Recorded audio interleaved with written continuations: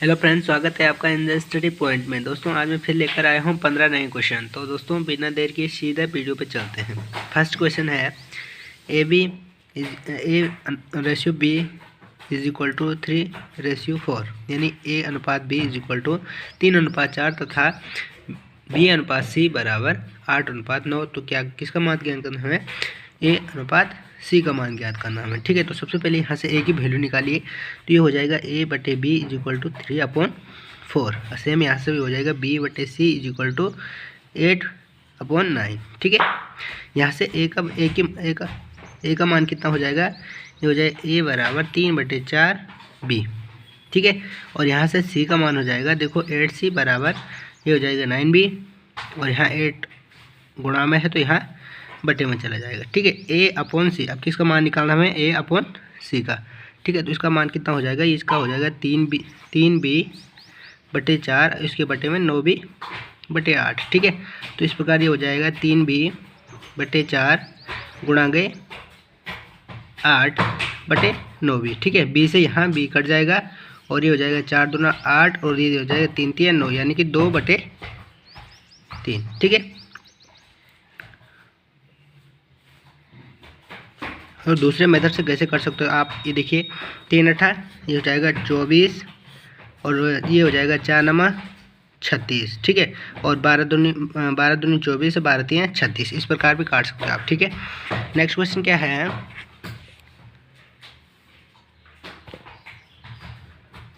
Next question क्या है? 0.821 को प्रतिशत में बदले। तो ये है 0.821। ठीक है, यहाँ से दशमलव हटाने के लिए बटे में,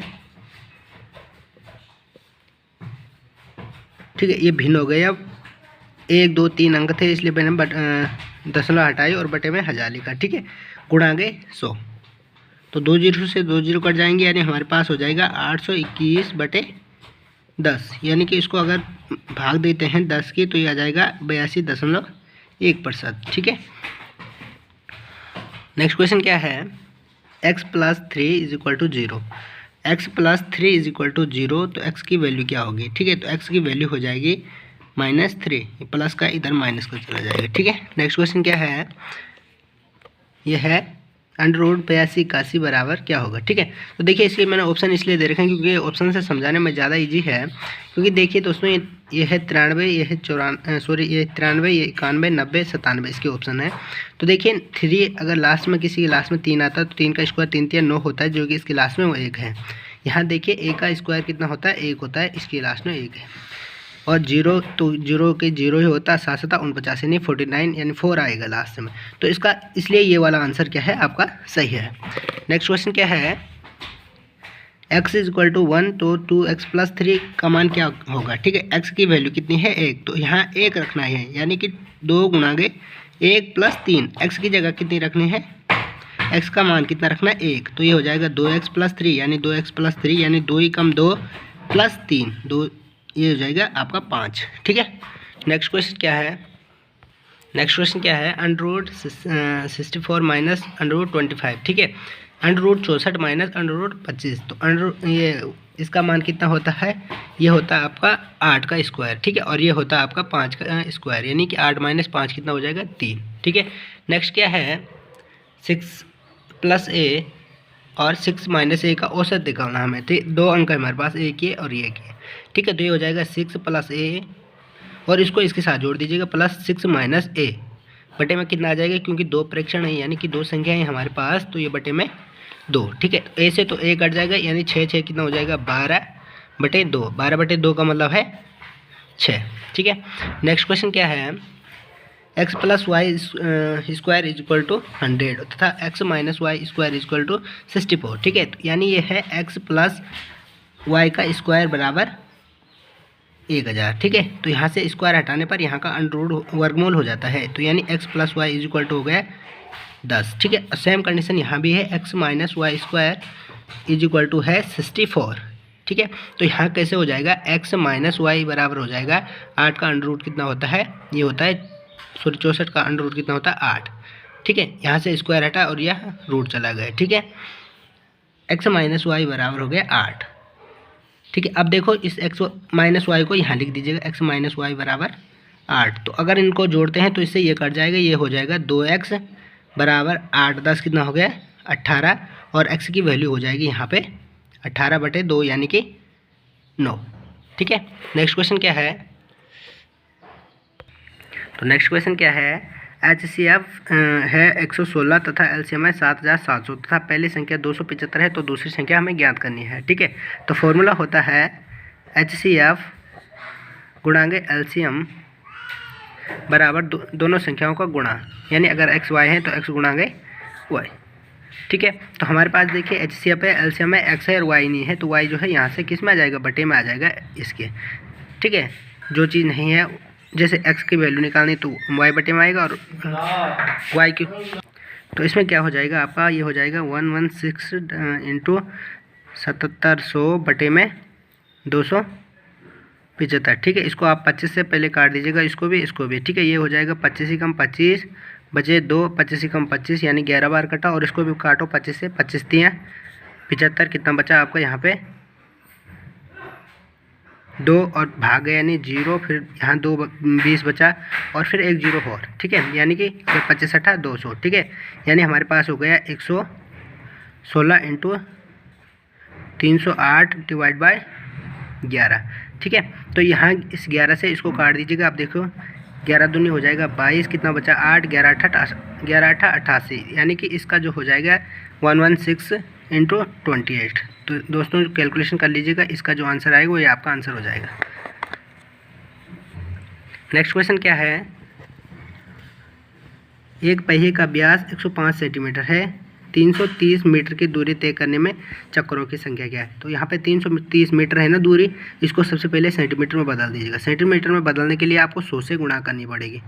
ठीक है, तो ये हो जाएगा 330 मीटर बराबर 330 गुणांगे 100 सेंटीमीटर। ठीक, अब आपको क्या करना है, अब आपको इसका सबसे पहले क्या निकालना है, इसकी परिधि निकालनी है। तो वृत्त की परिधि क्या होती है 2πr, लेकिन यहाँ डी दे रखा है, त्रिज्या नहीं दे रखी, तो त्रिज्या आर बराबर हो जाएगा 105/2। ठीक है, क्योंकि व्यास का आधा त्रिज्या होता है।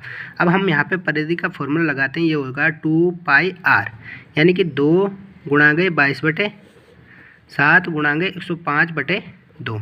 ठीक है, तो यहाँ देखिए 2 से 2 कट जाएगा और ये हो जाएगा 7, ये कट जाएगा आपका 7 एकम 7 और यहाँ बचा 3, 7 पंजे 15, 15 7 105। ठीक है, इसकी आप इंटू कर लीजिएगा, ये हो जाएगा आपका 330। ठीक है, 15 गुणांगे 22 यानी 22 गुणांगे 15 करना है आपको, उसका मान आ जाएगा 330। ठीक है, और हमारे पास अब क्योंकि ये हमारे पास जो है 330 क्या है, ये चाल मानी जाती है और ये दूरी है, तो हमें चक्करों की संख्या निकालनी है। चक्करों की संख्या कैसी हो जाएगी, ये हो जाएगी ये होगा 330 गुणांगे 100, यानी कि दूरी है और उसमें क्या करना है आपको, परिधि का भाग देना है। परिधि का भाग देना है, तो इससे आपके चक्करों की संख्या निकल जाएगी। तो 330 से 330 कट गए, इसका आंसर कितना हो गया 100। तो उसने कितने चक्कर लगाए 330 मीटर को तय करने में, तो इस प्रकार उसने 100 चक्कर लगाए हैं। एक पहिए की त्रिज्या 42 सेंटीमीटर है, तो 400 चक्कर लगाने में दूरी क्या ज्ञात कीजिए। ठीक है, एक पहिए की त्रिज्या है, तो सबसे पहले इसकी भी परिधि निकालिए। परिधि का formula 2πr is equal to, ये हो गया 2 इंटू पाई का मान 22/7 गुणांगे 42। ये 7 छक्का 42 हो जाएगा, इसका मान आ जाएगा आपका 22 दूनी 44 गुणांगे 6। ठीक है, इसका जो भी मान आएगा वो आपका जो है परिधि हो जाएगी। आपको 400 चक्कर लगाने में दूरी तय करनी है। ठीक है, तो इसमें क्या करना है आपको 44 गुणा 6 जो भी आएगा मान, उसमें आपको 400 की गुणा करनी है। ठीक है, इस प्रकार जो आएगा वो आपका उत्तर आ जाएगा। ठीक है, नेक्स्ट क्वेश्चन क्या है, x तथा y का अनुपात 2:3 है। x का अनुपात ये क्या है 2:3 है, तथा प्रत्येक संख्या में 9 जोड़ते हैं। 2:3 है, तो हम इसको 2n या 3n ले लें। ठीक है, कि अनुपात जो है रेशियो जो है एक ही उससे चलता है, प्लस दोनों में 9 जोड़ते हैं हम, इज इक्वल टू कितना हो जाएगा 3/4 हो जाएगा। ठीक है, ये बोल रहा है कि अनुपात जो है 3:4 हो जाता है। ठीक है, अब इसकी क्या कर दीजिएगा, आप वज्र गुणन कर दीजिएगा। ठीक है, इसकी यहाँ, तो देखिए ये हो जाएगा 3 × 9n plus 3 × 27 is equal to, ये हो जाएगा ये हो जाएगा आपका 4 दूना 8n प्लस 4 नमा 36। तो इस प्रकार हो जाएगा 9n माइनस 8n बराबर 36 माइनस 27। ठीक है, तो यहाँ हो जाएगा n बराबर 36 माइनस 27 यानी 9। ठीक है, अब उन्होंने क्या पूछ रखे एक्स वाई का मान ज्ञात कर रखा है। तो एक्स वाई का यानी कि पहले का मान x बराबर क्या है 2 है और y बराबर 3 है। तो x इज इक्वल टू हो जाएगा 2n यानी कि 2 गुणा गए 9 और y बराबर हो जाएगा 3n यानी कि 3 गुणा गए 9। ये 2 नमा हो जाएगा 18 और 3 नमा हो जाएगा 27। नेक्स्ट क्वेश्चन क्या है, यदि गोलियों का कुल वजन 20 किलोग्राम है तो एक गोली का वजन 40 ग्राम है, तो गोलियों की संख्या ज्ञात करो। ठीक है, तो यह है किलोग्राम, 40 किलोग्राम है तो इसको सबसे पहले किस में बदलिए ग्राम में, और ग्राम में बदलने के लिए आपको 1000 से गुणा करनी पड़ेगी। ठीक है, एक गोली का वजन 40 ग्राम है, 40/40, तो 1 0 से 1 0 कट जाएगी, ये हो जाएगा 4 और ये हो जाएगा 4 5 20। ठीक है, यानी कि कितना हो गया 500। तो गोलियों की संख्या कितनी हो गई आपकी 500। नेक्स्ट क्वेश्चन क्या है, 1 9 25 49 डॉट 121। ठीक है, तो एक का देखो ये है एक का स्क्वायर, ये है 3 का स्क्वायर, ये है 5 का स्क्वायर, ये है 7 का स्क्वायर, और तो यहाँ पे देखो ये है विषम संख्याओं का स्क्वायर है, पहले 1 का 3 का 5 का 7 का, तो इस हिसाब से यहाँ पे 9 का स्क्वायर होना चाहिए, और 9 का स्क्वायर कितना होता है 81, और ये इस प्रकार 11 का स्क्वायर है। ठीक है, नेक्स्ट क्वेश्चन क्या है, एलसीएम ज्ञात करना है हमें 64 72 48 24। ठीक है, तो इसका क्या करना है हमें, इसका हमें लासा निकालना है। ठीक है, लासा निकालने के लिए क्या करते हैं, आपको फैक्टर करते हैं, तो या तो फैक्टर कीजिएगा या आप जो है गुणा करके देख लीजिएगा।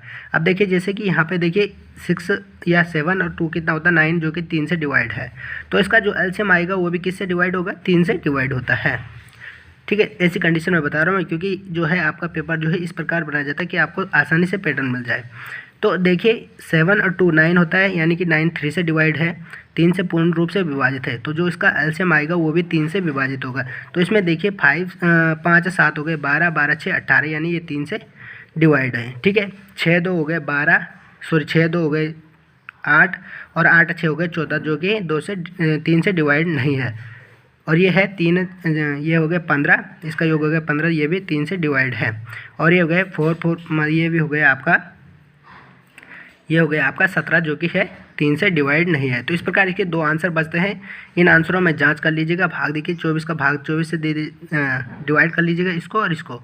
ठीक है, ये उसके बाद नेक्स्ट संख्या से डिवाइड कर लेना, या तो ऐसे करना, अगर आपको फैक्टर करने आते हैं तो फैक्टर से ज़्यादा बेटर रहता है। तो दोस्तों इस सवाल को करके कमेंट बॉक्स में बताना कि आपका उत्तर क्या आता है। वैसे इसका उत्तर दोस्तों ये है 576, लेकिन आप मुझे ये बताइए आएगा कैसे। ठीक है, तो थैंक यू दोस्तों।